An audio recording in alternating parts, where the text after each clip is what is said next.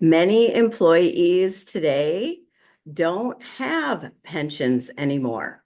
And without this fundamental retirement planning tool, a steady stream of income, in addition to other retirement savings and your Social Security, it's been more difficult for retirees to have an income stream they can always count on.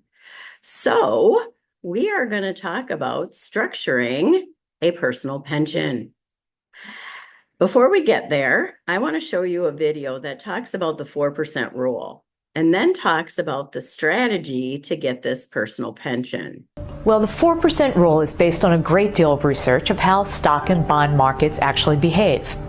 It holds that if you invest your retirement nest egg, 60% in stocks, 40% in bonds, you can withdraw 4% of your assets in your first year of retirement and then increase that amount in subsequent years to keep pace with inflation. According to the rule of thumb, there's a 90% probability that your money will last over a 30-year retirement. So if you start with $1 million, you can only spend $40,000 the first year? That's right, 4% of the original balance. Then in year 2, you can add an inflation adjustment. If inflation is 3%, for example, you could withdraw $41,200. Okay, I know you say there's a way you can guarantee a higher payout than 4% a year. Share the secret. It's no secret, it's an annuity. Even at today's rock bottom interest rates, you can buy an immediate payout annuity that pays out much more than the 4% of the initial investment every year. And it's guaranteed to last as long as you live. Do you have an example? Yes, I checked immediateannuities.com. It's a great website. And I found that a 65-year-old woman in Illinois who invested $500,000 in an immediate annuity would get $2,894 a month for life. That's almost $35,000 a year and nearly 7% of the initial investment. So why don't I just invest my entire nest egg in an annuity and be done with it? Well, you never want to invest all of your retirement stash in an annuity. Remember that the flip side of paying you for as long as you live is that an annuity usually stops paying when you die. And if you die early, the insurance company, not your heirs, get to keep the money. And you need to keep some of your money available for emergencies. But an annuity could play an important role in retirement. Oh, absolutely. Knowing that you have a chunk of income guaranteed to arrive every month can be a key element in a financially secure retirement. So the video gave us a brief overview of using an annuity for a guaranteed income stream, a private pension. Now, one of the downsides that she mentioned is if you die too early after you've made this deposit and annuitized it, then you're going to miss out on the future proceeds. Well, there's some ways that we can protect against that too, just like you could if it was a pension, and we'll talk about that. But in addition, I think it's important to note that inside of an annuitization, we will not have the inflation protection that we would have with the 4% rule. Your amounts generally with an annuitization don't go up consistently.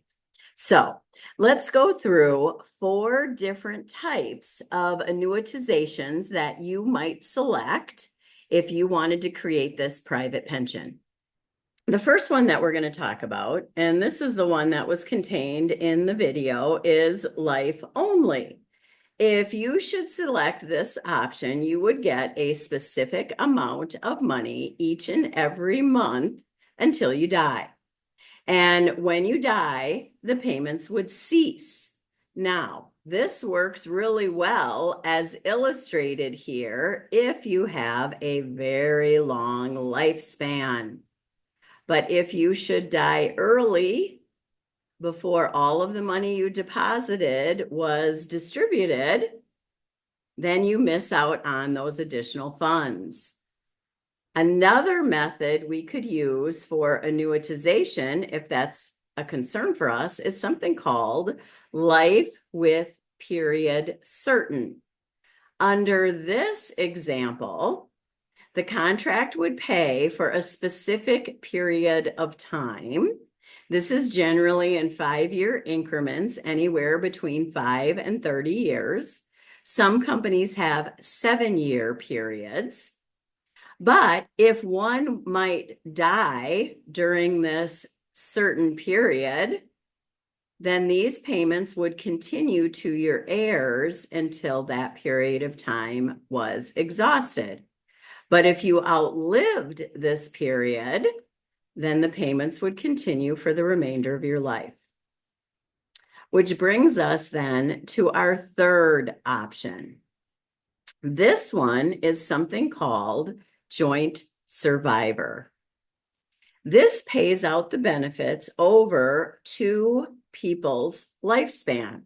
This is customarily used with a married couple or a couple in a committed relationship so that it would pay an income stream through both of their lives. But this could be used between siblings, a parent and a child, whatever situation we might want to consider with two people involved. And as you can see here from this example, the payments would continue for the lifespan of both people. And when one of the partners dies, the payments continue for the surviving individual. Now, these contracts can be set up to pay out 100%, and forgive my writing here. I'm going to have to work on a better way to do this, but 100% through both lifespans, or sometimes people opt to have it drop to maybe 50. Oh my gosh, horrible writing. Or 75%. I'm gonna have to work on my graphics here. Once one of the people die. And the question comes up at that stage, why? Why would you have the income go down 50 to 75% at the death of one person? Because this is a thing. If this is customarily used for husband and wife, my household expenses don't shift dramatically if one spouse dies, right? The mortgage payment is the same. The cost to heat the house is basically the same. The changes in expenses for there being two people in that home instead of just one doesn't shift that much. If people are going to elect this lower amount at the death of one person, normally they have life insurance in place to replace the missing income. The fourth one we're going to discuss is certain period or period certain. This one just pays out the amount that's deposited over a specific period of time. Unlike the other calculations that would use a mortality schedule, essentially determining what your life expectancy is projected to be, this one uses a simple amortization schedule to make the calculation. This one would not provide a life income option. Now, the final thing that I want to talk to you about was the resource that was in the initial video. They talked to you about a resource called immediateannuities.com.